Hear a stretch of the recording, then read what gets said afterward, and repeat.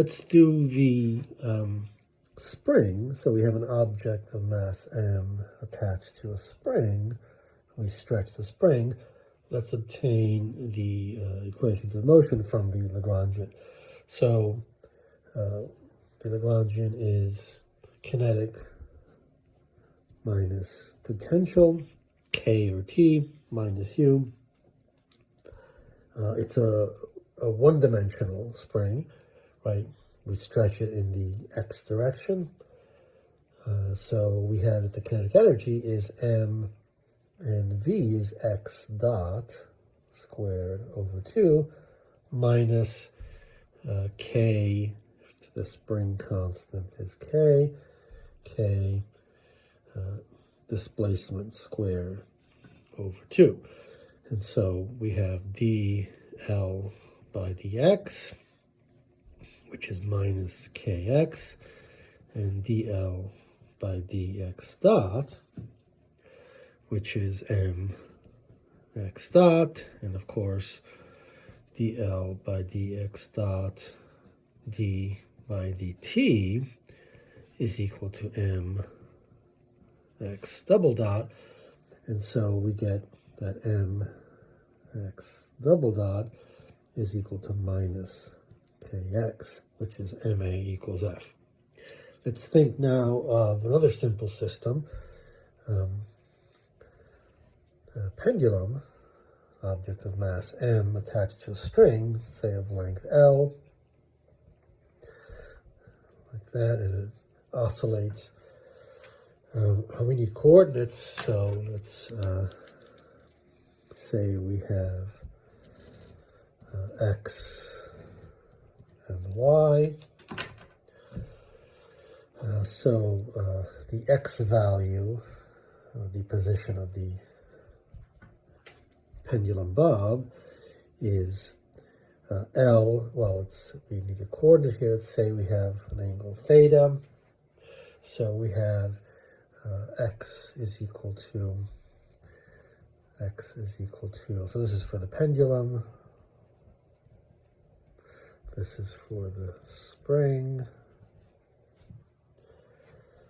Similar systems, x equals L sine of theta,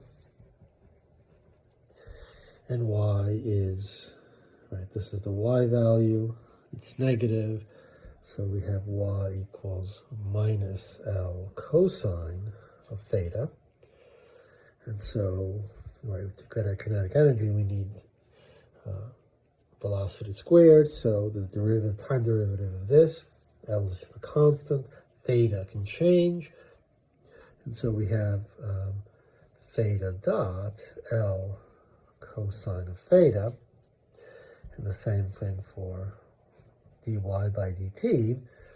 We have theta dot L sine of theta, and so we can build the kinetic and the potential energies. So the kinetic energy is m, so m over 2, x dot squared plus y dot squared, which is theta dot squared L squared, because when we sum these two, we get the theta dot squared L squared times cosine squared theta plus sine squared theta, and that's equal to 1. And the potential energy is, so we need the height of the object. So let's say that when it reaches its lowest point, that's the ground level. And so the length would be L. So, but we have to subtract, the height is, this is the height that we care about, y. What is the y value? So the y value is, well, I shouldn't call it the y value. Let's call it the height, because that's not the y coordinate, that's sort of the height. So the height is, it depends on the value of theta. So it's L, the highest, the lowest that it can be. Well, sorry, this is ground level, so we're going to do L minus, right, if it's at, if it's down here, then it's L minus L, which is 0, that's the 0 point. This is L minus L cosine of theta. That'll capture that value. So we have mgl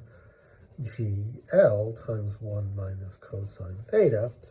That's the potential energy. And so now we can do the Euler equations.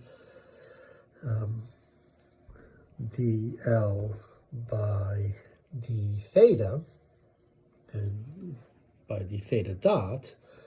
So we have dl by d theta is, we haven't built our L yet, so u minus v, well, u minus, sorry, goodness, t or k minus u. So it's k minus u, this minus this. So we have a theta in here, so dl by d theta, let's not make a mistake here, but we have minus u here, so we really have a plus mgl cosine theta here.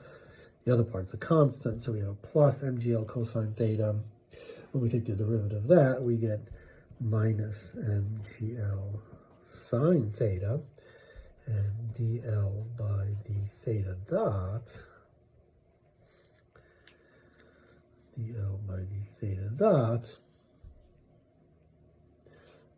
is ml squared theta dot,